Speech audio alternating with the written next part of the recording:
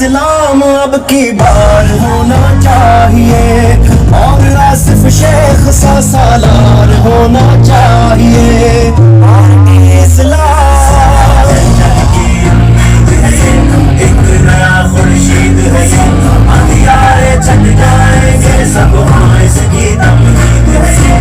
जन्नत की उम्मीद है ये, एक नया खुर्शीद है ये, अंधियारे छट जाएंगे सब, हाँ इसकी तमहीद है ये।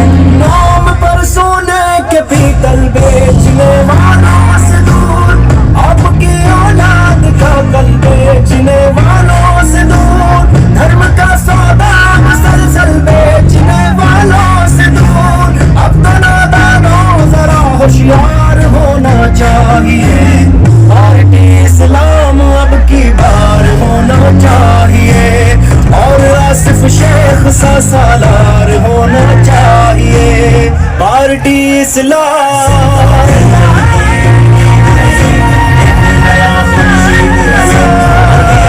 छट जाएंगे सब,